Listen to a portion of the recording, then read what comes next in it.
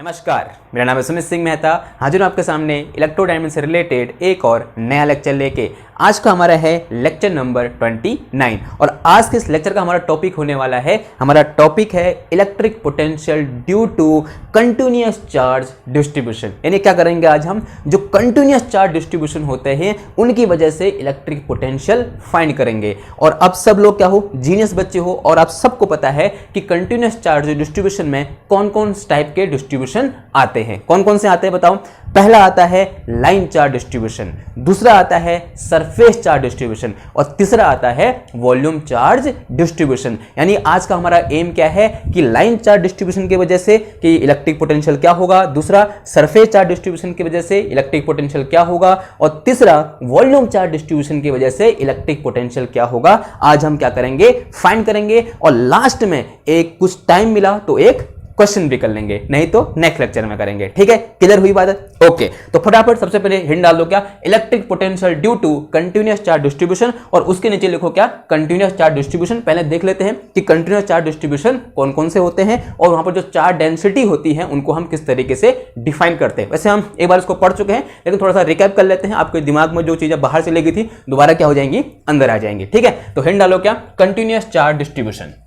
यहां पर लिखो इस तरीके से, continuous charge distribution, continuous charge distribution. Okay, कितने टाइप का होता है, तीन टाइप का होता है। कौन कौन सा, एक होता है मेरे पास लाइन चार्ज डिस्ट्रीब्यूशन और एक होता है सरफेस चार्ज डिस्ट्रीब्यूशन और एक होता है वॉल्यूम चार्ज डिस्ट्रीब्यूशन। एक क्या होता है, line charge distribution, line charge distribution और एक होता है हमारे पास क्या, surface charge distribution, surface charge distribution. Okay, और थर्ड होता है हमारे पास क्या, volume charge distribution, volume charge distribution.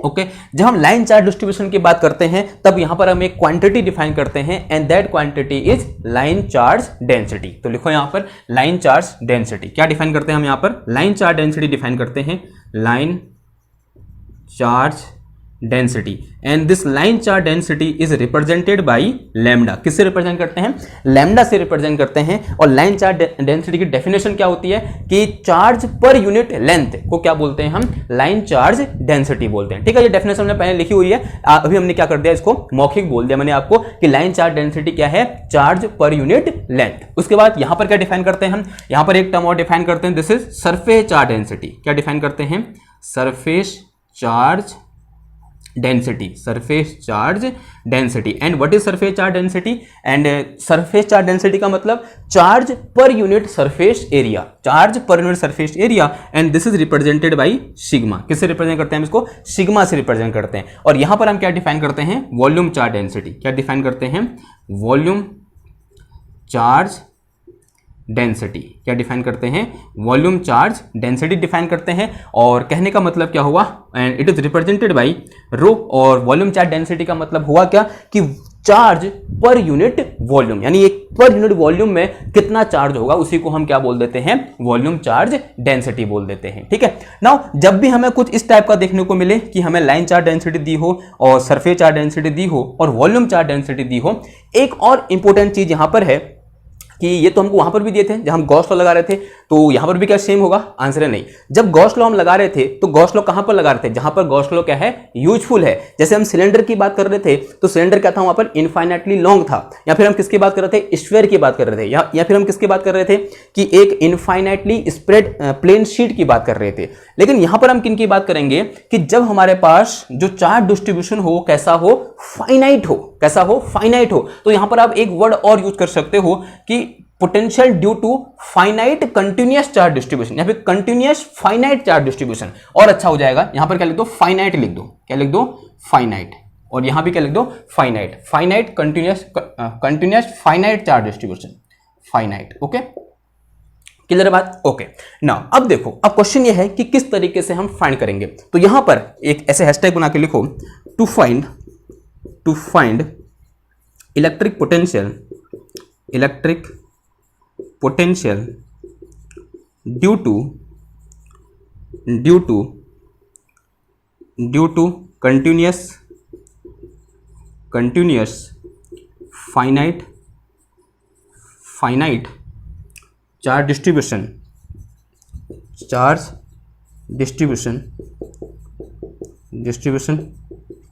at first find electric potential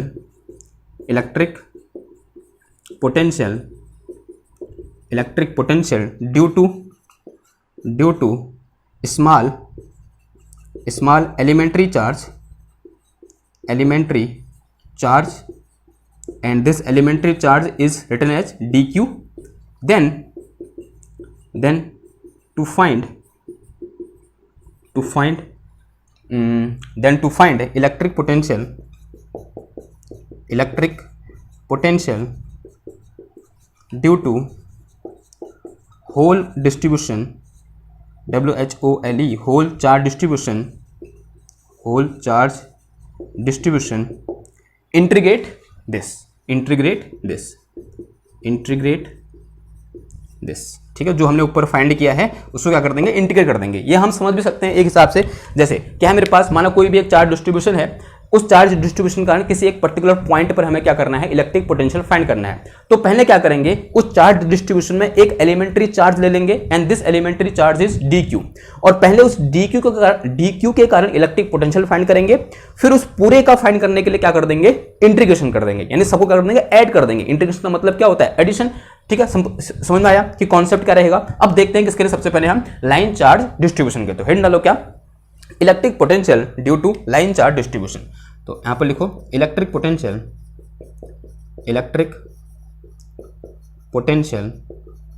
due to line charge distribution. Okay, now इधर देखो, अब देखो इसे मिटाना पड़ेगा, 1 मिनट। तो अज्यूम करो कि मेरे पास क्या है, कोई एक लाइन चार्ज डिस्ट्रीब्यूशन है, बोल सकते हैं कोई एक वायर है इस तरीके से, और फाइनाइट वायर है, ठीक है। तो सबसे पहले हमें क्या चाहिए, यहाँ पर कोऑर्डिनेट सिस्टम चाहिए, क्योंकि मुझे पोजीशन यहाँ पर बताना पड़ेगा। तो पोजीशन बताने के लिए मुझे एक रेफरेंस फ्रेम चाहिए, और क्या मान लो, XYZ कोऑर्डिनेट सिस्टम मान लो। तो इस तरीके से क्या बोल दिया हमने, this is Z axis, Y axis and this one is my X axis. तो ये क्या हो गया, X एक्सेस हो गया, और ये क्या Y एक्सेस है, और ये क्या है मेरा Z एक्सेस है।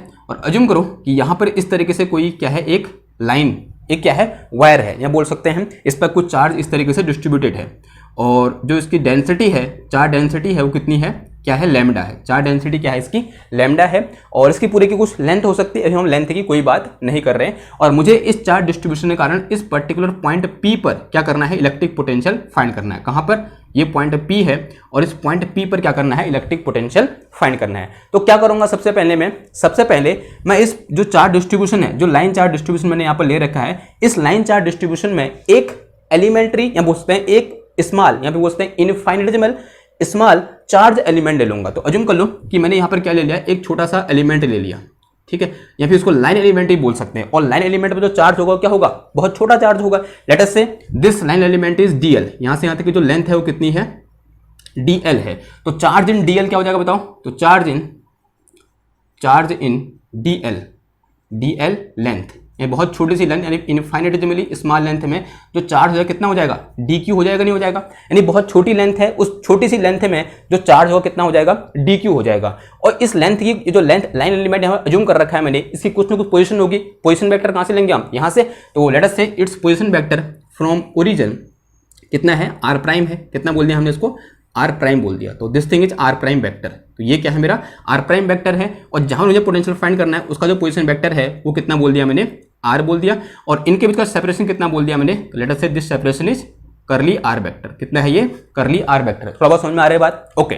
नाउ सबसे पहले क्या कर देंगे, इस DQ के कारण इस पॉइंट P पर पोटेंशियल फाइंड करेंगे। नाउ फाइंड एट फर्स्ट थोड़ा लिख रहा हूं, ठीक है। At first find potential due to DQ at point P जो पॉइंट P पर क्या करना है, पोटेंशियल फाइंड करना है, किसके कारण, इस स्मॉल चार्ज dq के कारण। तो ऐसा अज्यूम करता हूं थोड़ी देर के लिए कि this dq is behave like a point charge. तो क्या करेंगे, सबसे पहले यहां पर इन्फिनिटी से एक चार्ज को लाऊंगा मैं, तो late us say this charge is कोई एक टेस्ट चार्ज Q0 है, वो इनिशियली कहाँ है, इन्फिनिटी पर है, और इन्फिनिटी से इस पॉइंट P तक लाने में जितना वर्क किया जाएगा वही किसके बराबर होगा, इस पॉइंट P पोटेंशियल के बराबर होगा। And this potential is will be very small because this is potential due to dq। dq कारण पोटेंशियल है, और dq क्या है, बहुत छोटा चार्ज है, और छोटे चार्ज के कारण जो पोटेंशियल होगा वो भी क्या होगा, बहुत छोटा होगा। And let us say this thing is dv, तो dv इक्वल टू क्या हो जाएगा, 1/4 पाई एप्सिलॉन नॉट, क्या आता है, q अपॉन r आता है, तो यहां पर क्या आ जाएगा, dq अपॉन कितना आ जाएगा, r आ जाएगा। तो this is electric potential due to this charge dq at point P। इस पॉइंट P पर इस dq के कारण कितना पोटेंशियल है, इतना पोटेंशियल है। नाउ टोटल पोटेंशियल कितना हो जाएगा, now total electric potential at point P कितना हो जाएगा, इसका क्या कर दोगे इंटीग्रेशन, तो क्या आ जाएगा, ये integration dv is equal to integration 1/4 pi epsilon naught, and this is dq upon कितना आ गया, r आ गया। ठीक है, देखो dv का इंटीग्रेशन क्या हो जाएगा, v हो जाएगा, होगा नहीं होगा, टोटल v टोटल पोटेंशियल, और 1/4 पाई एप्सिलॉन नॉट कांस्टेंट है, इंटीग्रेशन साइन से बाहर आ जाएगा, तो 1/4 पाई एप्सिलॉन नॉट, और इंटीग्रेशन कितना आ जाएगा यहाँ पर, dq अपॉन कितना आ गया, r आ गया। तो this is electric potential due to this arrangement या फिर due to this charge configuration. अब यहाँ पर जो dq है ना वो जनरल है, ये dq किस केस में आ सकता है, सरफेस चार्ज डिस्ट्रीब्यूशन के केस में भी आ सकता है, और वॉल्यूम चार्ज डिस्ट्रीब्यूशन के केस में भी आ सकता है। लेकिन अगर मैं particularly specially line charge distribution की बात करूंगा तो dq की जो मुझे क्या पुट करना पड़ेगा, dq का मतलब क्या हुआ कि dq क्या है, चार्ज इन dl। ठीक है, तो सिंस जो मेरे पास dq है, या बोल सकते हैं अगर इसकी चार्ज डेंसिटी लैम्डा है तो लैम्डा इक्वल टू क्या होता है, चार्ज पर यूनिट लेंथ, क्या हो जाएगा, चार्ज पर यूनिट लेंथ। तो लैम्डा इक्वल टू क्या लिख सकता हूं, यहां से मैं लैम्डा इक्वल टू लिख सकता हूं क्या, चार्ज पर यूनिट लेंथ, यानी dq ओवर dl, ये लिख सकता हूं, बताओ, dq ओवर dl लिख सकता हूं। ऐसा क्यों बोला मैंने, चार्ज पर यूनिट लेंथ, क्योंकि dl लेंथ में कितना चार्ज है, dq चार्ज है, तो चार्ज पर यूनिट लेंथ कितना हो जाएगा, dq ओवर dl हो जाएगा। तो यहां से मेरे पास dq इक्वल टू कितना आ गया, जो यहां से मेरे पास क्या निकल के आ गया, dq इक्वल टू निकल के आया, कितना निकल गया, लैम्डा इंटू dl निकल के आ गया। तो अगर मैं स्पेशली इस फॉर्मूले को किसके लिखना चाहता हूं, लाइन चार्ज डिस्ट्रीब्यूशन के लिखना चाहता हूं, तो मुझे dq की जो कितना पुट करना पड़ेगा, ये टर्म पुट करना पड़ेगा। तो for line charge distribution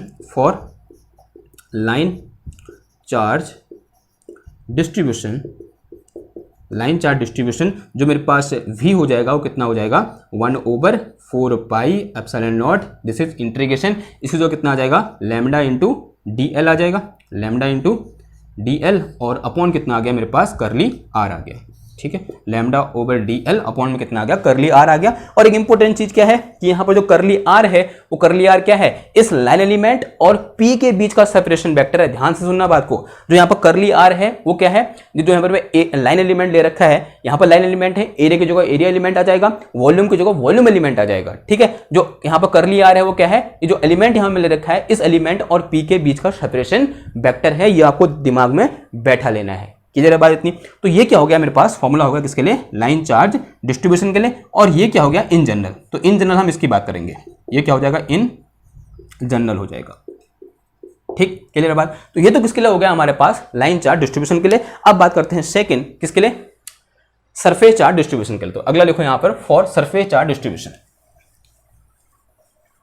electric potential due to surface charge distribution. समझ में आ रही बात ना, कोई दिक्कत तो नहीं है, कोई समस्या तो नहीं है अभी तक, मेरे ख्याल से अभी तक कोई समस्या नहीं होनी चाहिए, बिकॉज सब सिंपल चल रहा है, कोई भी मतलब ऐसा अजीब सा यहाँ पर मुझे देखने को तो अभी तक नहीं मिला है। ठीक है, सब सिंपल चल रहा है। आई होप समझ में आ रहा होगा, अगर नहीं भी आ रहा है कोई बात नहीं, व्हाट्सअप कर दो, आंसर मिल जाएगा, कहाँ पर समझ में नहीं आ रहा है। ठीक, तो अब लिखो सेकेंड, लिखो यहाँ पर कि इलेक्ट्रिक पोटेंशियल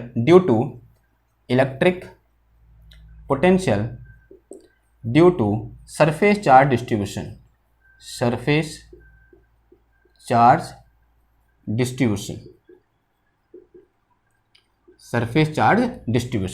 ओके नाउ कैसे लगाएंगे बताओ, मतलब क्या कैसे करेंगे। तो अगेन यहाँ पर मुझे क्या करना पड़ेगा, एक सरफेस अज्यूम करना पड़ेगा और उससे पहले एक यहाँ पर कोऑर्डिनेट सिस्टम अज्यूम कर लो। Let us say this is my coordinate system and this is rectangular coordinate system and this one is x axis, y axis and this one is z axis.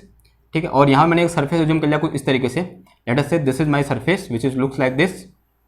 Okay, इस तरीके से surface है और इसमें कुछ इस तरीके से चार्ज क्या है, डिस्ट्रीब्यूटेड है। ठीक है, ओके हो सकता है ऐसे चार्ज डिस्ट्रीब्यूशन, हो सकता है, हाँ जी हो सकता है। ओके ना, अब अज्यूम कर लो कि इसके कारण, इस पूरे सरफेस चार्ज डिस्ट्रीब्यूशन के कारण जिसकी सरफेस चार्ज डेंसिटी कितना है, सिग्मा है। ध्यान देना, जो सिग्मा क्या है वो क्या है, सरफेस चार्ज डेंसिटी है। और इस पूरे चार्ज डिस्ट्रीब्यूशन के कारण मुझे इस पॉइंट P पर, यहां पर मैंने क्या बोल दिया, कोई एक पॉइंट P है, इस पॉइंट P पर मुझे क्या करना है, इलेक्ट्रिक पोटेंशियल फाइंड करना है। तो क्या करूंगा, सबसे पहले मैं छोटे से लाइन एलिमेंट के कारण पोटेंशियल फाइंड करूंगा, फिर पूरे का निकालने के लिए क्या कर दूंगा, इंटीग्रेशन कर दूंगा। सॉरी लाइन एलिमेंट ही, सॉरी क्या करूंगा, सरफेस एलिमेंट के कारण। तो यहां पर मैं क्या अज्यूम करूंगा, एक सरफेस एलिमेंट, छोटा सा सरफेस एलिमेंट मैंने क्या अज्यूम कर लिया, DA अज्यूम कर लिया। जैसे यहां पर, वहां मैंने क्या अज्यूम किया था, DL अज्यूम किया था, और यहां क्या अज्यूम कर लिया मैंने, DA अज्यूम कर दिया। और इस DA का जो टोटल चार्ज होगा किसके बराबर होगा, DQ के बराबर होगा, because it is very small surface area. तो बहुत छोटे से स्मॉल एरिया का, सॉरी बहुत छोटे से सरफेस एरिया का जो चार्ज होगा कितना होगा, बहुत छोटा सा होगा। तो ये चीज क्या है मेरे पास, तो दिस थिंग इज DA, ये क्या है मेरा, DA है, यानी बोलते हैं इसको एरिया एलिमेंट। जो DA है वो क्या है, एरिया एलिमेंट है। तो this thing is area element, area element. ठीक है, और इस एरिया एलिमेंट का चार्ज कितना होगा, DQ होगा। तो DQ मतलब क्या हो जाएगा, charge of area element, charge of area element हो जाएगा। ठीक है, चार्ज ऑफ एरिया एलिमेंट। अब मुझे क्या करना है, यहां पर इस पॉइंट P पर इलेक्ट्रिक पोटेंशियल फाइंड करना है। उससे पहले इसका जो पोजीशन वेक्टर होगा इस एरिया एलिमेंट का, यहां से वो कितना हो जाएगा, R prime cap, sorry R prime vector, और जहां पर मैं निकालना है उसका क्या हो जाएगा, R वेक्टर, और यहां से लेकर यहां तक का सेपरेशन वेक्टर कितना हो जाएगा, दिस इज करली R। ये क्या हो जाएगा, मेरा करली R वेक्टर हो जाएगा। ठीक है, तो अब ये वाली डेफिनेशन लगा दो ना। अब इस पर्टिकुलर केस में DQ इक्वल टू कितना हो जाएगा, या फिर बोलते हैं सिग्मा इक्वल टू कितना हो जाएगा, चार्ज पर यूनिट एरिया, यानी क्या हो जाएगा, DQ ओवर DA हो जाएगा। And this is equal to कितना आ जाएगा मेरे पास, DQ equal to sigma into कितना आ जाएगा, DA आ जाएगा। ठीक है, तो इस पर्टिकुलर फॉर्मूले में DQ की जो क्या पुट कर दोगे, DA पुट, सॉरी ये पुट कर दोगे, सिग्मा इंटू DA। तो इसके लिए मेरे पास पोटेंशियल एट पॉइंट P कितना निकल के आ जाएगा, V is equal to 1/4 pi epsilon naught, and this is integration कितना आ जाएगा, ये सिग्मा इंटू DA, और अपॉन में कितना आ गया, ये करली R आ गया। ठीक है, अभी सिग्मा बाहर नहीं लेंगे, हाँ हमें पता नहीं है कि सिग्मा कांस्टेंट है या नहीं है। सिग्मा कांस्टेंट भी हो सकता है और वो वेरिएबल भी हो सकता है, लेकिन फिलहाल हमने क्या ले रखा है, यहाँ पर सिग्मा को एज ए सिग्मा ले रखा है और इंटीग्रेशन के अंदर ही रखा है। सेम केस यहाँ पर भी है कि लैम्डा को हमने इंटीग्रेशन के बाहर नहीं निकाला, क्योंकि हमें पता नहीं है कि हमारा जो लैम्डा है वो कांस्टेंट होगा या फिर नहीं होगा। ओके, ये तो किसके लिए हो गया मेरे पास, this is potential due to surface charge distribution. Now अब थर्ड है मेरे पास क्या, potential due to volume charge distribution. तो नेक्स्ट लिखो यहां पर potential due to volume charge distribution, potential due to volume charge distribution, volume charge distribution. Okay, now volume charge distribution के कारण किस तरीके से हम क्या करेंगे, इलेक्ट्रिक पोटेंशियल फाइंड करेंगे। तो एट फर्स्ट हमें एक वॉल्यूम अज्यूम करना पड़ेगा, उससे पहले एक कार्टेशियन कोऑर्डिनेट सिस्टम या बोल सकते हैं एक XYZ कोऑर्डिनेट सिस्टम अज्यूम करना पड़ेगा। तो late us say this is my XYZ coordinate system which looks like this, this is X axis and this one is Y axis and this one is Z axis. और यहां मैंने क्या कर दिया, इस तरीके से एक आर्बिट्री वॉल्यूम अज्यूम कर लिया, एंड इट इज वॉल्यूम, वो दिखाने के लिए मैं इसको ऐसे बना दूं यहां पर। ठीक है, दिस इज वॉल्यूम, और इसमें क्या है, कुछ चार्ज इस तरीके से क्या है, डिस्ट्रीब्यूटेड है, और जिसकी जो चार्ज डेंसिटी है वो कितनी है, यहाँ पर रो है। चार्ज डेंसिटी कितनी है, रो है, रो यानी वॉल्यूम चार्ज डेंसिटी। जो रो है यहाँ पर वो क्या है, हमारा वॉल्यूम चार्ज डेंसिटी है। और इस पूरे वॉल्यूम के कारण मुझे यहाँ पर क्या निकालना है, एक पॉइंट P है यहाँ पर, इस पॉइंट P पर हमें इलेक्ट्रिक पोटेंशियल क्या करना है, फाइंड करना है। तो उसके लिए क्या करना पड़ेगा, सबसे पहले मुझे यहाँ पर एक वॉल्यूम एलिमेंट कंसीडर करना पड़ेगा। तो लेट अस से यहाँ पर मैंने क्या कर दिया, इस तरीके से एक छोटा सा वॉल्यूम एलिमेंट d टाउ क्या कर लिया, अज्यूम कर लिया। तो छोटा सा क्या अज्यूम कर लिया यहाँ पर मैंने, volume element, and this is d tau. ये क्या है मेरा d टाउ है, और इसे मैं क्या बोलता हूँ, वॉल्यूम एलिमेंट है बोलता हूँ। तो d टाउ इक्वल टू क्या है हमारा, वॉल्यूम एलिमेंट है, वॉल्यूम एलिमेंट। और इस वॉल्यूम एलिमेंट में जो चार्ज होगा वो कितना होगा, बहुत छोटा होगा। Let us say this charge is DQ। तो DQ क्या है मेरे पास, charge in volume element, charge of volume element, या फिर charge within volume element, ऐसा बोल सकते हैं, विद इन वॉल्यूम एलिमेंट, ठीक है, वॉल्यूम एलिमेंट। सबसे पहले क्या करेंगे, इस वॉल्यूम एलिमेंट के कारण इस पर्टिकुलर पॉइंट P पर हम इलेक्ट्रिक पोटेंशियल फाइंड करेंगे, जैसे यहां पर किया। फिर क्या करेंगे, हम उसको क्या कर देंगे, इंटीग्रेट कर देंगे, तो क्या निकल के आ जाएगा, पूरे का पूरे वॉल्यूम के कारण इस पॉइंट P पर पोटेंशियल निकल के आ जाएगा। उससे पहले मुझे क्या चाहिए, इसका पोजीशन वेक्टर चाहिए। लेट अस से इसका पोजीशन वेक्टर क्या है यहाँ पर, दिस इज r प्राइम है, और इसका पोजीशन वेक्टर क्या है यहाँ से यहाँ तक, late us say this is r vector है, और यहाँ से यहाँ तक सेपरेशन वेक्टर है वो कितना है मेरे पास, r prime curly r vector है। तो क्या हो जाएगा, देखो अगेन ये फॉर्मूला लगा दो, और इस फॉर्मूले में यहां पर अगर रो को डिफाइन करना चाहूंगा, रो इक्वल टू क्या होता है, चार्ज पर यूनिट वॉल्यूम होता है। तो चार्ज पर यूनिट वॉल्यूम का मतलब क्या हो जाएगा, dq divided by d tau हो जाएगा, होगा नहीं होगा बताओ। And this is equal to, या फिर further solving, dq equal to कितना आ जाएगा मेरे पास, रो इंटू कितना आ गया, डी टाउ आ गया, कितना आ गया, रो इंटू डी टाउ आ गया। तो अब इस फॉर्मूले में जो इन जनरल है वहां पर क्या कर दोगे, dq की जगह कितना पुट कर दोगे, rho into D tau put कर दोगे। तो v इक्वल टू आ गया मेरे पास कितना, 1/4 pi epsilon naught, and this is integration, और यहां पर कितना आ गया, ये रो इंटू डी टाउ, और अपॉन में कितना आ गया, ये करली आर निकल के आ गया, ठीक है, कितना निकल के आ गया, करली आर। ओके, और एक और इंपॉर्टेंट चीज है, हर जगह जितने मैंने यहाँ पर अरेंजमेंट ले रखे हैं, इन सारे के सारे अरेंजमेंट के लिए जो रेफरेंस पॉइंट है वो कहाँ है, इन्फिनिटी पर है। इन दो केस में मैंने दिखाया नहीं है, लेकिन आप ऐसा अज्यूम करके चलोगे कि जो हमारा रेफरेंस पॉइंट कहाँ है, इन्फिनिटी पर है, क्योंकि ये कैलकुलेशन, यहाँ तक की कैलकुलेशन हम पहले ही कर चुके हैं, ठीक है। एज ए रेफरेंस पॉइंट लेके हमने पॉइंट चार्ज के लिए ये फॉर्मूला निकाल रखा था। तो उसको मैंने क्या कर दिया, इसके लिए मैंने इस पर्टिकुलर dq के लिए जनरलाइज कर दिया। यानी आपको अज्यूम करके चलना है, यहाँ अज्यूम करके नहीं, मतलब है कि हमारा जो टेस्ट चार्ज है इनिशियली वो कहां पर है, इन्फिनिटी पर है, यानी रेफरेंस पॉइंट कहां है, इन्फिनिटी पर है। आप इसको ऐसे भी सोच सकते हो कि यहां पर सारी की सारी ज्योमेट्री कैसी है, फाइनाइट है, और फाइनाइट ज्योमेट्री के लिए इन जनरल या फिर मोस्ट ऑफ द केस जो हमारे पास रेफरेंस पॉइंट होता है वो कहां होता है, इन्फिनिटी पर होता है। गड़बड़ कब होती है, जब हमारे पास जो चार्ज डिस्ट्रीब्यूशन होता है वो इटसेल्फ कहां तक होता है, इन्फिनिटी तक होता है, ठीक है। ऐसा तो यहां पर है नहीं, सबके सब क्या है, फाइनाइट है। अगर फाइनाइट है तो वो दिक्कत तो है नहीं, तो हमारा जो रेफरेंस पॉइंट कहां होगा, वो इन्फिनिटी पर होगा। क्लियर बात, ओके। तो इन तीन फॉर्मूलों को नोट कर लो, एक फॉर्मूला ये है, एक फॉर्मूला ये है, और एक फॉर्मूला ये है, और ये वाला क्या है, इन जनरल है। इन तीन फॉर्मूलों को नोट करो। अब बारी किसकी है, क्वेश्चन की, या बोल सकते हैं एक एक करके टॉपिक लिखने की। ओके, तो सबसे पहले क्या करेंगे, कोई एक रॉड दी होगी उसके कारण हम इलेक्ट्रिक पोटेंशियल फाइंड करेंगे। फिर हम क्या करेंगे, कोई एक रिंग दी होगी उससे कारण इलेक्ट्रिक पोटेंशियल फाइंड करेंगे। वो रिंग में भी डिफरेंट टाइप के हम चार्ज डिस्ट्रीब्यूशन लेंगे। फिर उसके बाद एक डिस्क के कारण हम इलेक्ट्रिक पोटेंशियल फाइंड कर देंगे। फिर एक कोन के कारण इलेक्ट्रिक पोटेंशियल फाइंड करेंगे।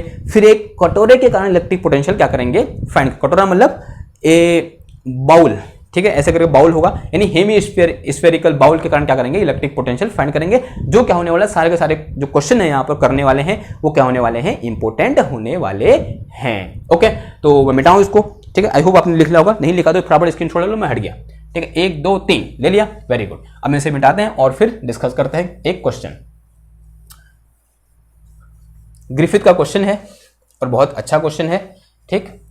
अब ग्रिफिथ में जाओगे, जैसे उन्होंने पोटेंशियल पढ़ा रखा है, या फिर potential due to finite charge वहां पर मतलब पढ़ा रखा है ग्रिफिथ सर ने। उसके ठीक बात क्या है, वहां पर एक प्रॉब्लम है, उस प्रॉब्लम में वो लिखा हुआ है कि एक हमारे पास क्या है, रॉड है जिसकी लेंथ कितनी है, 2L है, और उसके कारण किसी एक पर्टिकुलर पॉइंट पर हमें क्या करना है, इलेक्ट्रिक पोटेंशियल फाइंड करना है। तो लिखें, क्वेश्चन लिखो यहाँ पर, पहले लिखना क्या है, ठीक है। ऐसे समझाता हूँ कि क्वेश्चन है क्या।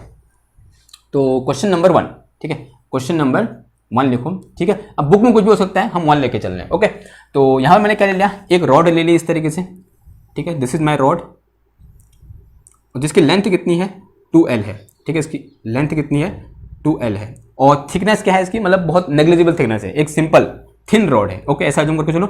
और जो लेंथ है यहां से यहां तक, दिस इज 2L, कितनी है ये, 2L है। ओके, और ये क्या है, इसका सेंटर है, और इसके सेंटर से किसी पॉइंट पर, late us say this point is something here, एक पॉइंट क्या है, जेड पॉइंट है। जेड पॉइंट का मतलब 0,0,z है, और इस पर्टिकुलर पॉइंट पर मुझे क्या करना है, इलेक्ट्रिक पोटेंशियल फाइंड करना है। यानी जेड एक्सेस में इस पर्टिकुलर पॉइंट पर इलेक्ट्रिक पोटेंशियल क्या होगा। हो सकता है किसी बुक में आपसे एक्स एक्सेस के अलोंग इलेक्ट्रिक पोटेंशियल क्या फाइंड करो बोलेगा, बात क्या हुई, सेम ही हुई, जेड की जो क्या पुट कर दोगे, एक्स पुट कर दोगे, ठीक है। ओके ना, अब देखो यहां पर इस तरह केस है कि इस particular point, late us say this point is P, इस पॉइंट P पर क्या करना है, मेरे को इलेक्ट्रिक पोटेंशियल फाइंड करना है। उससे पहले मुझे क्या देना पड़ेगा, इसमें चार्ज डिस्ट्रीब्यूशन क्या है वो देना पड़ेगा। तो अज्यूम कर लो इसमें क्या है, कुछ इस तरीके से लैम्डा चार्ज क्या है, सॉरी इसका चार्ज डिस्ट्रीब्यूशन क्या है, लैम्डा है और वो कैसा है, यूनिफॉर्म है यानी कांस्टेंट है, ऐसा अज्यूम कर लो। कितना चार्ज है, लैम्डा चार्ज डिस्ट्रीब्यूशन है और वो क्या है, कांस्टेंट है। ठीक है, लैम्डा क्या है हमारा, कांस्टेंट है। लैम्डा क्या है, कांस्टेंट है। एंड फाइंड वी, क्या बोल रखा है, फाइंड वी कहाँ पर, एट 0,0,z, 0,0,z पर क्या करना है मेरे को, v यानी पोटेंशियल क्या करना है, फाइंड करना है। तो देखो अभी तक हमने डिस्कस किया था, सबसे पहले क्या करते हैं हम, किसी एक छोटे से लाइन एलिमेंट, सॉरी एक एलिमेंटली चार्ज के कारण इलेक्ट्रिक पोटेंशियल फाइंड करते हैं। तो पूरा का निकालने के लिए फिर उसको क्या कर देते हैं, इंटीग्रेट कर देते हैं। तो अज्यूम कर लो कि यहां से ये क्या इसका सेंटर है, तो इसको ओरिजिन बोलो, तो ये क्या हो जाएगा इसका एक्स एक्सिस, ठीक, या फिर इसको एक्स एक्सिस बोल दो, वाई एक्सिस पीछे की ओर हो जाएगा। ठीक, किताब में ऐसे ले रखा है, यहाँ को एक्स एक्सिस ले रखा है। ठीक है, ऐसे ले सकते हैं, दिस इज एक्स एक्सिस, तो वाई एक्सिस कहाँ की ओर होगा, पीछे की ओर, because x y z, x y z, तो वाई कहाँ की ओर होगा, ऐसे, ये वाई है अभी, पीछे की ओर वाई है, ये एक्स है और ये क्या है, जेड है। तो दिस थिंग, तो this is x axis, this is z axis और अंदर की ओर क्या होगा मेरा, वाई एक्सिस होगा। और यहाँ पर क्या बोल दो, एक यहाँ से एक्स डिस्टेंस पर, यहाँ से एक्स डिस्टेंस पर, कितनी डिस्टेंस पर, एक्स डिस्टेंस पर मैंने एक छोटा सा क्या ले लिया, लाइन एलिमेंट ले लिया, और ये एलिमेंट क्या होगा, डी एक्स, तो this element will be D x, ये एलिमेंट क्या होगा मेरा, डी एक्स। ओके, नाउ तो डी एक्स में चार्ज होगा, कितना हो जाएगा, चार्ज इन डी एक्स कितना हो जाएगा बताओ, चार्ज इन डी एक्स, तो this will be equal to d q. ठीक है, होगा नहीं होगा बताओ, जो डी एक्स में कितना चार्ज होगा, डी क्यू के बराबर क्या होगा, चार्ज होगा ना। हमें क्या करना है, सबसे मैंने इस चार्ज के कारण, यहाँ बोलते हैं जो यहाँ पर एलिमेंट दे रखा है छोटा सा, मैंने इस एलिमेंट के कारण इस पर्टिकुलर पॉइंट पी पर मुझे क्या करना है, इलेक्ट्रिक पोटेंशियल फाइंड करना है। तो मुझे क्या चाहिए, इन दोनों के बीच का सेपरेशन वेक्टर चाहिए, यानी ये आर चाहिए मेरे को। तो ये आर इक्वल टू क्या हो जाएगा, ये हो जाएगा आर, होगा नहीं होगा बताओ। तो this thing is my r vector, ये क्या निकला मेरा, आर वेक्टर निकला। और आर वेक्टर निकालने के लिए मुझे क्या चाहिए, इस जो डी क्यू है इसके कोऑर्डिनेट चाहिए, सॉरी ये जो डी एक्स है इससे कोऑर्डिनेट चाहिए। इस डी एक्स के कोऑर्डिनेट क्या हो जाएंगे बताओ, यहाँ से कितने डिस्टेंस पर है, एक्स डिस्टेंस पर है, और जेड एक्सेस में कहाँ पर है, ये 0 पर है, और वाई एक्सेस में कहाँ पर है, ये 0 पर है। तो इससे कोऑर्डिनेट क्या हो गए, x, 0,0 हो गए, हुए नहीं हुए, आंसर है हाँ हुए। तो इसका मतलब अगर मैं ऐसे आर वेक्टर निकालूं, this curly r vector will be equal to क्या हो जाएगा, दिस माइनस दिस, तो कितना आ गया ये, माइनस का x आई कैप आया, फिर 0 माइनस 0 0 हो जाएगा, फिर कितना आ जाएगा, प्लस का z के कैप आ जाएगा। ऐसा आएगा नहीं आएगा। अगर सर मैग्नीट्यूड की बात करूं, क्योंकि मुझे क्या चाहिए, मैग्नीट्यूड चाहिए, तो मैग्नीट्यूड विल भी कितना हो जाएगा, ये this is under root of x square plus कितना हो जाएगा, जेड स्क्वायर हो जाएगा। तो दिस ये क्या निकल गया मेरे पास, यहां से यहां तक का मैग्नीट्यूड निकल के आ गया। इसको आप ऐसे भी निकाल सकते थे, पाइथागोरस से भी निकाल सकते थे। देखो ये एक्स है और ये क्या है मेरे पास, जेड है, तो ये क्या है, कर्ण है, ये लंब है, ये आधार है, तो पाइथागोरस से कितना निकल के आ जाएगा, लंब स्क्वायर प्लस आधार स्क्वायर का रूट, तो ये आ जाएगा। ठीक है, वो आपका मन है, आप कैसे भी निकालो। अब क्या करना है, मुझे इस फॉर्मूले में पुट कर देना है। देखो क्या हो जाएगा मेरे पास, तो यहां से मेरे पास पोटेंशियल V इक्वल टू कितना आ जाएगा, 1/4 पाई एप्सिलॉन नॉट इंटीग्रेशन, और अब देखो यहां पर क्या है मेरे पास, dq है, और डिवाइड में कितना आ जाएगा, r, और डिवाइड में कितना आ जाएगा, r आ जाएगा, तो कर लिया। तो this is equal to 1/4 pi epsilon naught and dq। देखो ये कर लिया ना, वेक्टर ने लगा रखा है, तो उसका मैग्नीट्यूड को, ये दो चीज क्या हुई, सेम हुई। वेक्टर लगा तो मैग्नीट्यूड को ऐसे, मतलब दो डंडों के बीच में रखना पड़ता है, और अगर वेक्टर नहीं लगाया तो उसको सीधे ऐसे लिख सकता हूं। अब dq क्या होगा बताओ, dq क्या है, जो dx में चार्ज है वो क्या है मेरा, dq है। तो हमको क्या देखा, लैम्डा दे रखा है, since we have lambda equal to क्या हो जाएगा, चार्ज पर यूनिट लेंथ, यानी dq ओवर dx हो जाएगा। तो dq इक्वल टू कितना आ जाएगा मेरे पास, यहाँ पर लैम्डा इंटू dx आ जाएगा। इस उठा कहाँ पुट कर दो, इधर पुट कर दो, तो this will be equal to lambda into dx upon r यानी ये चीज, तो कितना आ जाएगा, ये under root of this thing will be x square plus कितना हो गया, ये जेड स्क्वायर होगा, कितना हो गया, x square plus Z square. अब यहां पर वेरी क्या कर रहा है, x वेरी कर रहा है, और x कहां से कहां वेरी कर रहा है, देखो ये क्या है, इसका ओरिजिन है, ये क्या है, ओरिजिन है, और यहां से यहां तक ये पॉइंट क्या है, माइनस एल, और ये पॉइंट क्या है, प्लस एल है या नहीं है बताओ। This point is minus L, this point is plus L, और इन दोनों के बीच का सेपरेशन कितना हो जाएगा, एल माइनस माइनस एल, यानी कितना आ गया, 2l आ गया। तो लिमिट कहां से कहां हो जाएगी, x की minus l to plus L हो जाएगी, नहीं हो जाएगी, हो जाएगी। तो v इक्वल टू कितना आ जाएगा, लैम्डा कांस्टेंट है, बाहर आ जाएगा, तो lambda upon this is 4 pi epsilon naught, and this is integration from minus l to कितना आ गया, ये प्लस एल आ गया, और दिस इज dx, और अपॉन कितना आ गया, under root of x square plus कितना आ जाएगा, ये जेड स्क्वायर आ जाएगा। ठीक है, अब देखो ये क्या है, इवन फंक्शन है या नहीं है, आंसर है हाँ है, ये इवन फंक्शन दिया है, और इवन फंक्शन है, और limit minus l to plus l है, तो इसको क्या लिखता हूं मैं, v equal to this is twice of lambda upon कितना आ जाएगा, ये 4 पाई एप्सिलॉन नॉट, और लिमिट क्या हो जाएगी, 0 टू एल हो जाएगी, लिमिट कितनी हो जाएगी, limit will be 0 to l, और ये कितना आ जाएगा डी एक्स, और अपॉन this is under root of x square plus कितना आ जाएगा ये जेड स्क्वायर आ जाएगा।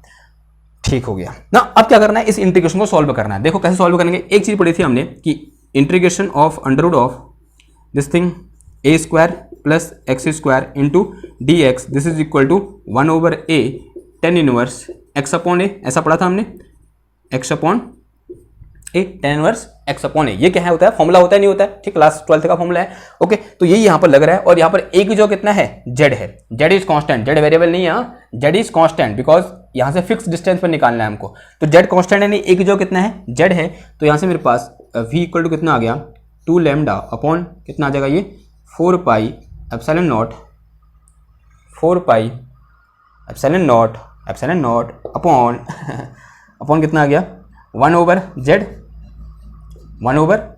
And this is tan inverse x upon a, यानी कितना आ जाएगा एक्स अपॉन जेड आ जाएगा, और लिमिट कहाँ से कहाँ हो जाएगी 0 to l हो जाएगी। पहले l पुट करो, फिर कितना पुट कर दो 0 पुट कर दो, तो यहाँ से मेरे पास कितना आ गया v is equal to twice of l, और this is 4 pi epsilon naught and this is 1/z and tan inverse, पहले अपर लिमिट फिर लोअर लिमिट, अपर लिमिट क्या आ जाएगा l अपॉन जेड आ जाएगा, कितना आ जाएगा l अपॉन जेड आ जाएगा, फिर माइनस 0 पुट करोगे तो कितना टेन इनवर्स 0, और टेन 0 कहाँ पर होता है 0 पर होता है, तो माइनस कितना आ जाएगा ये 0 आ जाएगा, कितना आ जाएगा माइनस का 0। तो यहाँ से मेरे पास पोटेंशियल v इक्वल टू कितना आ गया लैम्डा, यहाँ पे ट्वाइस ऑफ लैम्डा अपॉन कितना आ जाएगा ये 4 pi epsilon naught and this is 1/z and tan inverse l upon कितना आ गया z आ गया, tan inverse l upon z आ गया, and this is our answer. तो ये क्या निकल गया, हमारा आंसर निकल के आ गया।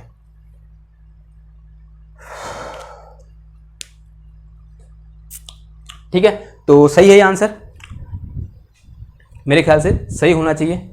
अगर मैं यहां पर ये बोल दूं कि L टेंस टू इन्फिनिटी, क्या बोल दूं L टेंस टू इन्फिनिटी, यानी जो लेंथ है वो कितनी है इनफाइनाइटली लॉन्ग है, ऐसा अगर मैं बोल दूं तो क्या हो जाएगा आंसर, टेन इनवर्स इन्फिनिटी कहां पर होता है 90 पर होता है, यानी π/2 पर होता है। देखो एक चीज करते हैं, at L tends to infinity, when L tends to L tends to infinity का मतलब क्या हुआ infinitely long wire, for infinitely long wire, for infinitely long wire, अगर हम वायर या रॉड कुछ भी बोल दो, इनफाइनाइटली लॉन्ग वायर के लिए जो L इक्वल टू हो जाएगा L टेंस टू क्या हो जाएगा इन्फिनिटी हो जाएगा। If L tends to infinity तो उसका मतलब क्या हुआ कि टेन इनवर्स इन्फिनिटी, और टेन इनवर्स इन्फिनिटी का मतलब क्या हो गया, क्योंकि L की जगह इन्फिनिटी पुट करोगे तो टेन इनवर्स इन्फिनिटी, और टेन इन्फिनिटी कहां पर होता है π/2 पर होता है, कहां पर होता है π/2 पर, कितना आ जाएगा 90 पर होता है, बिकॉज साइन 90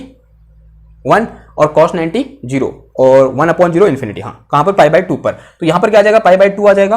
तो यहां से पोटेंशियल v इक्वल टू कितना आ गया twice of lambda upon 4 pi epsilon naught, और इंटू कितना आ जाएगा ये 1/z, और इंटू कितना आ गया π/2 आ गया। देखो इस पाई से ये पाई कैंसिल, इस 2 से ये 2 कैंसिल, तो यहां से मेरे पास पोटेंशियल v इक्वल टू निकल गया कितना lambda upon 4 epsilon not into Z, कितना आ गया 4 एप्सिलॉन नॉट इंटू कितना आ गया जेड आ गया। ठीक है, तो दिस इज अवर आंसर, मेरे ख्याल से सही है गलत है मुझे पता नहीं है। ठीक है, इनफाइनाइटली लॉन्ग वायर के लिए ये होता है क्या आंसर, या आपको चेक करना पड़ेगा क्योंकि मुझे याद नहीं है। हमने गॉस थ्योरम की हेल्प से एक इनफाइनाइटली लॉन्ग वायर के कारण इलेक्ट्रिक पोटेंशियल निकाला था, और वहां पर एस आया होगा। ठीक है, इतना बता देता हूं, वहां पर क्या आया होगा एस आया होगा, यहां पर क्या आ रखा है जेड आ रखा है। अगर वहां पर answer lambda upon 4 pi epsilon naught s आ रखा है तो उसको क्या करना है टिक कर देना। अगर वहां पर आंसर ऐसा नहीं आ रखा है कि lambda upon 4 pi epsilon not Z, तो एक काम करना इसको यहीं पर खत्म कर देना, नीचे का मत लिखना। ठीक है, इसको तभी लिखना है जब वहां पर और यहां पर आंसर आपको क्या करें मैच करें। और इनफाइनाइटली लॉन्ग वायर के लिए आपको गॉस थ्योरम वाले को ही क्या मानना है सच मानना है। ठीक है, वैसे सही होगा मेरे ख्याल से। ठीक, ओके नाउ ये तो क्या हो गया हमारा एक क्वेश्चन हो गया। एक क्वेश्चन और लिखो। ठीक है, क्वेश्चन लिखो कि find electric potential due to ring. एक रिंग है आपके पास, उस रिंग के कारण क्या करना है आपको इलेक्ट्रिक पोटेंशियल क्या करना है फाइंड करना है। कैसे फाइंड करोगे, okay find electric potential due to ring. Question number 2, question number 2, एक रिंग है इस तरीके से, ये रिंग है, ये रिंग नहीं है, ये है रिंग।